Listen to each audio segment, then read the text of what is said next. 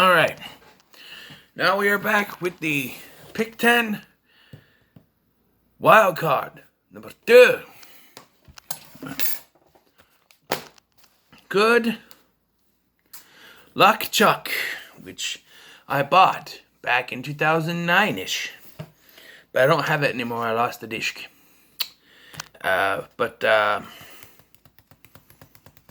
Yes, still as good as I remember it though. Although this movie suffered from bad marketing. Because I feel like if you went into this movie expecting what you were shown in the trailers, I think you would have been disappointed. Because I remember the trailer for this. And the trailer made it look like this was a romantic comedy about Dan Cook, who meets Jessica Alba, who is somewhat cursed or something. Like she has terrible bad luck, and it's about having a relationship with this person who has bad luck. Like she's always crashing into stuff and breaking stuff and, you know, having accidents. That's what the trailers made it look like. That's not what this movie is at all. Yes, there are some, she's a klutz. Don't really know why they needed to have that, other than, oh, we're gonna lie with the trailers. Probably not, but I don't know. What it really is about is Chuck, or Charlie. When he's a kid, he's at this party. They're playing Spin the Bottle for 7 Minutes in Heaven. He gets this goth chick. She's a freak. This goth girl, whatever. She's a freak. She tries, like, she wants to see his penis or whatever, and she goes after him, and he freaks out, so she puts a curse on him. He will never be happy. He'll never find another woman. He'll never be happy. He'll never be, you know, in love life, which... There are two ways that's like, he does not deserve us. He said no to you for 7 minutes in heaven, and you do this. And I actually forgot about the last part of this. Like, we'll get to it, but yeah, like, he's cursed. So it cuts to him in present day. He's with this woman. She says, "I love you." He doesn't say. He says, "That's nice." And so then she freaks out with him. And then he goes to a wedding, which also has this woman in it, for someone he used to date and is now getting married. He says he's a good luck charm. He then finds out that the girl that just broke up with him is now getting married to the next guy that she got with. So, like, he's got this curse, like, or gift, or whatever you want to call it. He's a good luck charm to other women. He has sex with women, and then they get with the next girl, or the next person, next guy that they marry the next guy they get with. And so, I know some people say, well, it's immoral that Chuck sleeps with all these women. What guy wouldn't? You have this curse. At this point, you're not thinking it's a curse, has given you a doorway, an open doorway to unlimited pudding. I say take it. Carpe diem, seize the day. You know? Take it. And yes, some of the funniest parts of this film are the sex scenes, you know? But, yes, but he meets Cam at this wedding, played by Jessica Alba, and he sees her on the side, you know, and he starts to fall in love with her, so he says he's done with this. But the problem is that he is really starting to fall in love with her, but he wants to make sure, because all these women are getting married to the person they met right afterwards, and he needs to make sure that it's not true. So he sets this up to get with the heaviest, ugliest, most pimpliest woman around, hook up with her, and then pass his friend Stu, played by Dan Fogler, who I think is an underrated comedic actor, as the next person, to see if it works. So, couple things here. So, you know, Stu calls him. Like, he pretends that he's sick because he doesn't want to, you know, he wants to make sure that this is, you know, taken care of, that it's not true. And so he's like communicating to her on the phone or whatever. And you can tell how old this movie is, 2007. A little flip phone that he's talking to.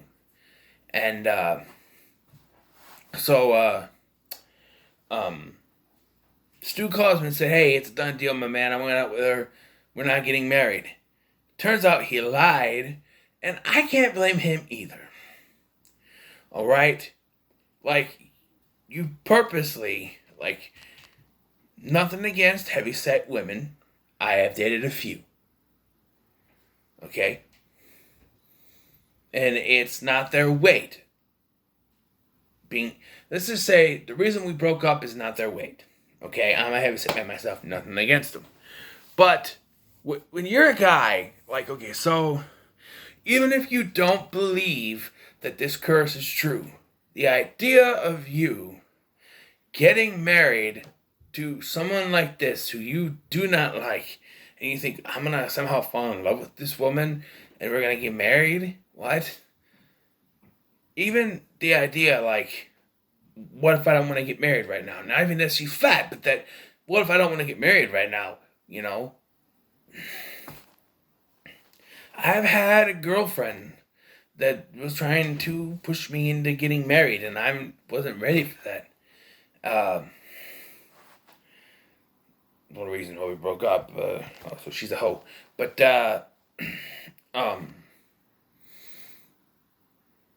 anyway, so yeah, I understand Stu's point of view on this, why he didn't ask her out. But now this changes him when he finds out, sees on the news, somehow they put it on the news that this like it's a big deal that this woman is getting married. And so now he's starting to smother her. And this is where I started to think, because I haven't seen this movie in years. So I'm like, oh, I see what the point is. Like, maybe there is some kind of good luck charm with him where they, married to the next woman, but maybe it's not a curse. Like, he can't find happiness.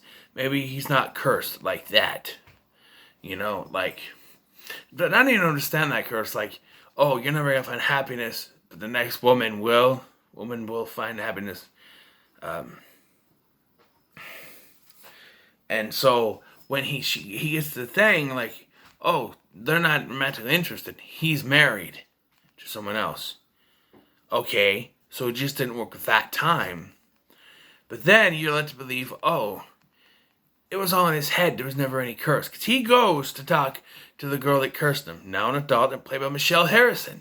That name sounds familiar because she is from The Flash, the TV series The Flash. She is Barry's mom, Nora Allen, as well as the Speed Force, and Joan Williams, Joan Garrick, whatever.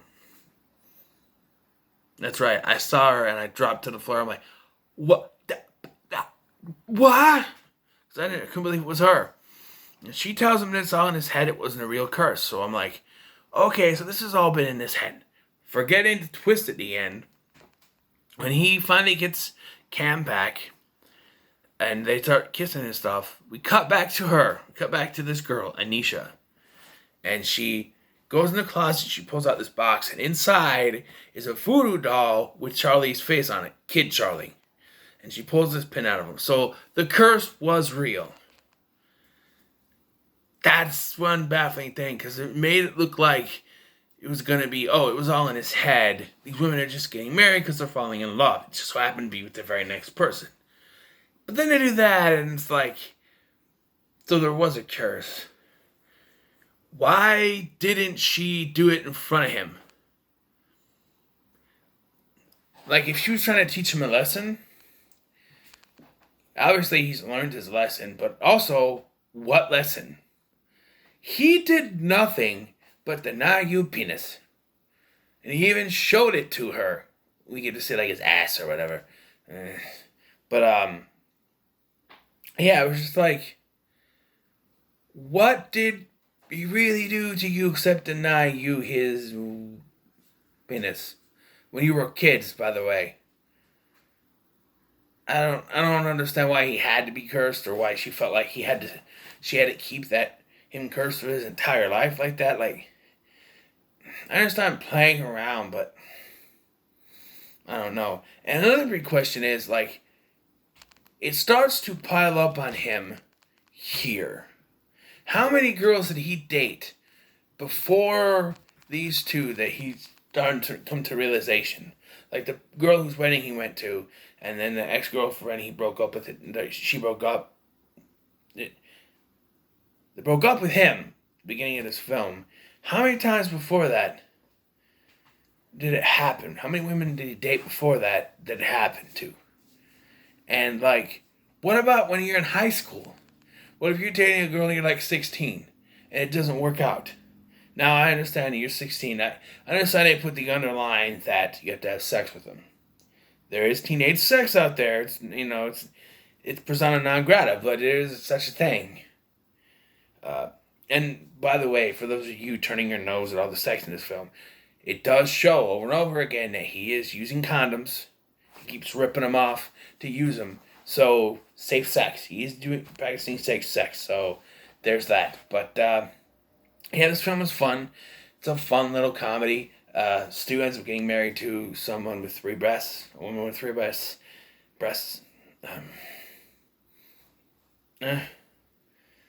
It's funny. It's not funny. It's funny. But, yeah, there's a shot towards the end of the film where they're in Antarctica. And it's obviously just them standing in a blue green screen room. And not necessary, but... And he spent over $1,000. Maybe more. Like $10,000 just for 2 plane tickets he didn't use. Can he get a refund? Hey, I'm not using this. Can I get I'm not going to Antarctica. I got what I needed. Is love worth that much? I don't know. But it's a fun movie. I'm going to give it a 7 out of 10. It's a fun watch. I enjoy it. Not the best. But I like Dane Cook. So let's pick up the next one in our reviews here.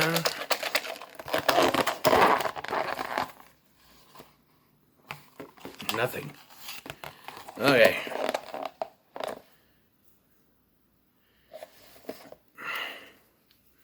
Well, looks like we'll be going to Voodoo for the next installment of Pick 10 Wild Card with one of my personal favorites, The Gate.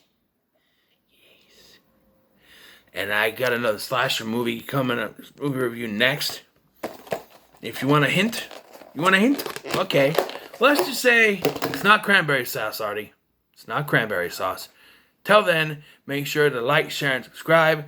Thank you for watching. I've been Scotty, and I'll see you in the next one.